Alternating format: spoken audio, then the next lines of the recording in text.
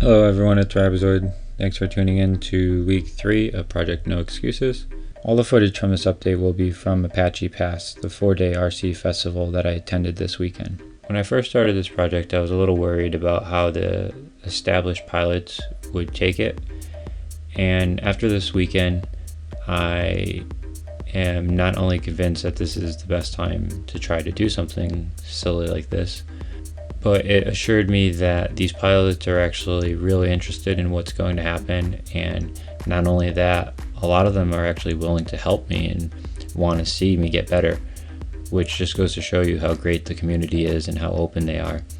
This was one of the funnest weekends I've had in a really long time, and it was with a bunch of people that I just met or like flew with for 2 or 3 times in a competitive environment. I wasn't the only one that noticed that Apache Pass was a different environment than the traditional race competitive environment, and it was a great break from that type of race mindset. Saturday we didn't even have any real races besides a spec race towards the end of the day, but we did a lot of fun fly events.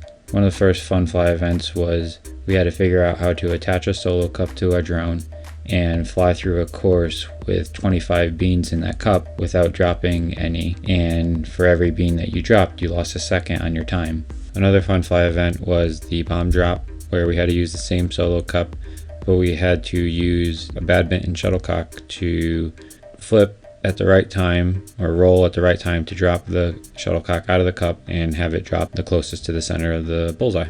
We also did things like attaching a balloon to a drone with a long string and having that drone take off, and then have 3 or 4 other people chase after that and try to pop the balloon. I tied third with Max Air, who's an amazing pilot, by the way, in the bomb drop, and we had to do a tiebreaker where they attached a helium balloon to a long streamer and let that go, and then the first person to cut the streamer won the tie.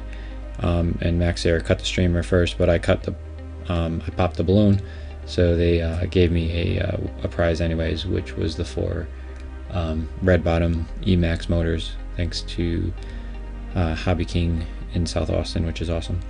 So yeah, those were some fun things, and everybody was just smiling and happy instead of just pissed because they lost, because in a race one person wins, and even the second and third, not everybody can take it yeah, that's great, I got second. To me, I finish a lap and I'm like, yes, awesome, but a lot of these people are very good and competitive. It's just a different environment, whereas here, no matter what happened, it was just fun and everybody was smiling. You can tell the difference between Saturday, where it was a fun fly, and Sunday, which was the actual race event. And everybody was tired by then, so there was that, but it was just a different environment, and I hope we do more of that in the community and come up with some new games besides just racing around in a circle. Here are 2 of the attempts from my night flying through the LED gates. This was the first time I did this, and I really enjoyed it. It's way more difficult. It's hard to maintain orientation when you crash, and when you get spun around, it's hard to maintain horizon and make sure that you're level. But then it's also hard to figure out where you need to go to once you get stabilized. But it's fun as hell, so I totally want to try this more. Then this next footage is of me just kind of freestyling outside by myself on Sunday.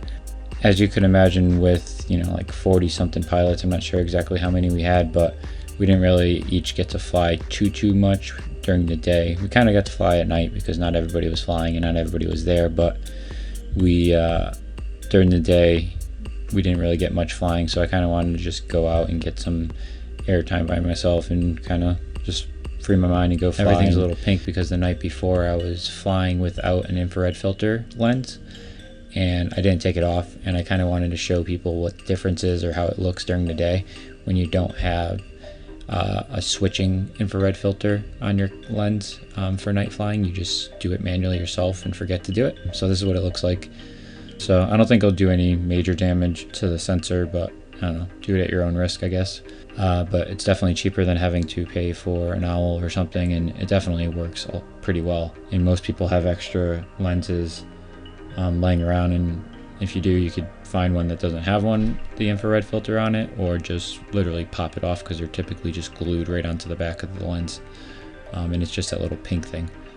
So on Sunday, a pilot I trust gave me a set of props to try. I made the mistake in trying to try them during the race, and although I think it made the quad more stable, it had less thrust than the original props. So as I was going through the bridge gate and would have to come back around underneath the tree, I would constantly bottom out because I didn't have the thrust that I was used to. But eventually, halfway through the race, I switched back to the original props that I was originally using, which were 50-45s versus the 50-40s. The next set of props I'll probably buy will be the 50-40s and give them a good test and try to get used to them, but I definitely shouldn't have done it during the race. It didn't really matter because I noticed that I also still have the race day jitters. I think this was my 4th or 5th official race, and when points are being counted and people are paying attention, it adds a little bit of more pressure and definitely gets into your head a little bit more than just flying by yourself or flying with a bunch of friends and not really caring about what you're doing.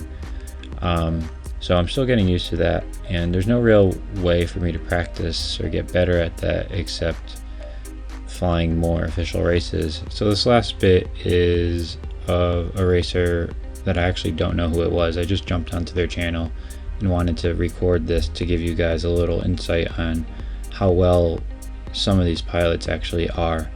And when you compare this to mine, I mean, I'm a joke. These flights look like they're fast forward, and I promise you that they're not. This is them flying, and it's absolutely amazing that they can just do it. It's crazy. It boggles my mind, and it's truly an inspiration to what I hope I can be.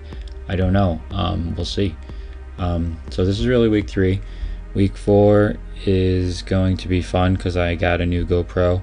So I finally got the Session 5. They finally released it, so I got that. So now there will be no more DVR crap. It'll all be HD. So that's awesome. I also decided that we'll be doing a FPV road trip this month. So I'm going to be driving from Texas to Connecticut and back, and trying to take a different route and stop as many places as I can, hit every state that I can, and fly and film and post every day and change it up a little bit and just do something pretty cool. I did something like this last year from Connecticut to Texas, and I'm going to do both ways again this year. But last year I only took the Phantom and it was more aerial photography. So this year I want to do all FPV and see what I can get myself into. If you're interested in the progress, please like, subscribe, and follow me on ribozoid.com.